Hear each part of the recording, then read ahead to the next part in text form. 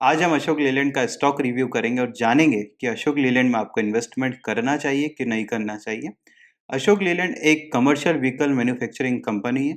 Ashok Leyland buses बनाती है, trucks बनाती है, हेवी कमर्शियल व्हीकल्स बनाती है, डिफेंस के लिए ट्रक्स बनाती है, डिफेंस के लिए व्हीकल्स बनाती है, वेसल्स के लिए इंजन बनाती है, जनरेटर बनाती है। अगर हम अशोक लेलैंड के पिछले 2 फाइनेंशियल ईयर की बात करते हैं, तो अशोक लेलैंड के नेट प्रॉफिट में हमें काफ़ी ज़्यादा डीग्रोथ देखने को मिली है। नेट प्रॉफिट में काफ़ी ज़्यादा कमी आई है, जिसका सबसे बड़ा रीज़न है कोविड। कोविड की वजह से ऑटो सेक्टर में काफ़ी ज़्यादा इम्पैक्ट हुआ है, जिसमें अशोक लीलैंड के व्हीकल्स में काफ़ी ज़्यादा सेल्स में कमी देखने को हमें मिली है। अशोक लीलैंड को बड़ी मात्रा में कॉपर, स्टील और एल्यूमीनियम लगता है एज़ अ रॉ मटेरियल, और अभी इन तीनों कमोडिटी के इंटरनेशनल मार्केट में काफ़ी ज़्यादा तेज़ी है, इनके प्राइस में काफ़ी ज़्यादा तेज़ी है, जिसका इम्पैक्ट अशोक लीलैंड के प्रॉफिट मार्जिन में हमें देखने को मिला है और अशोक लीलैंड के नेट प्रॉफिट में देखने को मिला है। लेकिन इंडिया के कई फाइनेंशियल इंस्टीट्यूट ने प्रिडिक्शन करी है कि आने वाले 3-4 महीने में इन तीनों कमोडिटी की कीमत स्टेबल हो जाएगी। अगर ऐसा होता है तो अशोक लीलैंड को काफ़ी ज़्यादा बेनिफिट होगा।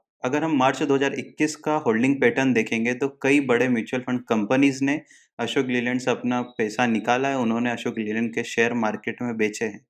ये एक नेगेटिव पॉइंट है। वहीं पर कई बड़े फॉरेन इंस्टीट्यूशन इन्वेस्टर्स ने अशोक लीलैंड में इन्वेस्टमेंट करा है, अशोक लीलैंड की होल्डिंग इंक्रीज करी है। ये एक पॉजिटिव पॉइंट है। अशोक लीलैंड एक हाई डेट कंपनी है। अशोक लीलैंड ने काफ़ी बड़ी मात्रा में मार्केट से उधार ले रखा है और ये उधार कंपनी समय के साथ बढ़ा रही है। अगर हम अशोक लीलैंड के फ्यूचर प्लान की बात करते हैं, विज़न की बात करते हैं, तो आने वाले समय में कई सेगमेंट में अशोक लीलैंड अपने व्हीकल्स लॉन्च कर रहा है।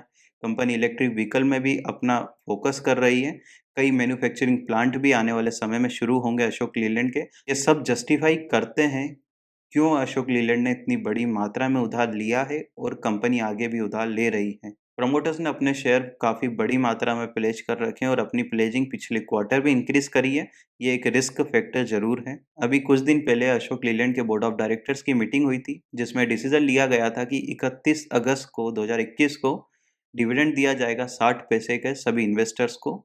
अगर आपने अशोक लीलैंड में इन्वेस्टमेंट करा है तो डिविडेंड आपको भी मिलेगा। अगर हम पिछले 2 फाइनेंशियल ईयर की बात करते हैं तो अशोक लीलैंड के सेल्स में काफ़ी ज़्यादा कमी देखने को मिली है। अशोक लीलैंड के नेट प्रॉफिट में काफ़ी ज़्यादा कमी देखने को मिली है, जिसका कारण कोविड है। लेकिन आने वाले समय में जैसे-जैसे वैक्सीनेशन बढ़ता है इंडिया में और जो थर्ड वेव आ रही है, अगर ये थर्ड वेव नहीं आती है, तो अशोक लीलैंड को काफ़ी ज़्यादा बेनिफिट होगा, क्योंकि आने वाले समय में जो गवर्नमेंट के रुके हुए कंस्ट्रक्शन के काम हैं, इंफ्रास्ट्रक्चर के काम हैं, वो एक बार वापस शुरू होंगे, जिसकी वजह से हेवी कमर्शियल व्हीकल की एक बार डिमांड फिर इंक्रीज़ होगी, जिसका बेनिफिट डायरेक्टली और इनडायरेक्टली अशोक लीलैंड को ज़रूर होगा। अभी कई कंपनियों का वर्क फ्रॉम होम चल रहा है, जिसकी वजह से पब्लिक ट्रांसपोर्ट में कम्यूटर्स की कमी है। आने वाले समय में कंपनियाँ शुरू हो जाएगी, पब्लिक ट्रांसपोर्ट में वापस से कम्यूटर आने लगेंगे, तो फ्यूचर में वापस से बसेस में डिमांड इंक्रीज़ होगी। ये भी बेनिफिट अशोक लीलैंड को मिलेगा।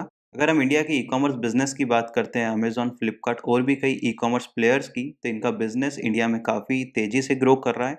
अभी ये कई छोटे-छोटे शहरों में अपनी डिलीवरी कर रहे हैं अपने सामान की, लेकिन आने वाले समय में ये हर छोटे से छोटे कस्बे और हर छोटे से छोटे गाँव में डिलीवरी करने का इन्होंने लक्ष्य रखा है। अगर ऐसा होता है तो इनको लाइट वेट व्हीकल सेगमेंट में काफ़ी बड़ी मात्रा में व्हीकल की रिक्वायरमेंट होगी और लाइट वेट व्हीकल सेगमेंट में अशोक लीलैंड अपने बिजनेस को काफ़ी अच्छी तरह से इंक्रीज कर रहा है, एक्सपांड कर रहा है।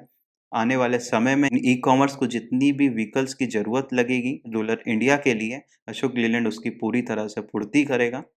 अभी इंडिया में टूरिस्ट सेक्टर में भी टूरिस्ट की काफ़ी ज़्यादा कमी है, जिसकी वजह से अभी प्राइवेट प्लेयर से बसेस के ऑर्डर कम आ रहे हैं अशोक लीलैंड के पास। लेकिन आने वाले समय में जैसे-जैसे रेस्ट्रिक्शन हटते हैं, टूरिज़्म बढ़ता है, वैसे ही प्राइवेट सेक्टर से बसेस की डिमांड एक बार वापस से आएगी अशोक लीलैंड के पास। अगर हम इलेक्ट्रिक व्हीकल सेगमेंट की बात करते हैं, तो अशोक लीलैंड इसमें भी काफ़ी ज़्यादा एक्टिव है। आने वाले समय में इस बिज़नेस को भी एक्सपांड कर सकती है कंपनी।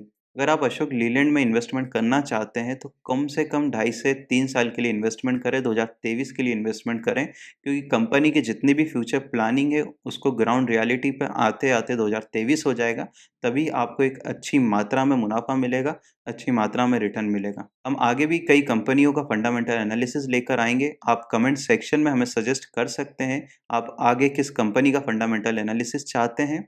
अगर आपको ये वीडियो अच्छा लगा है, तो आप वीडियो को लाइक कर सकते हैं। और अगर आपने अभी तक चैनल को सब्सक्राइब नहीं करा है, तो आप चैनल को सब्सक्राइब कर सकते हैं।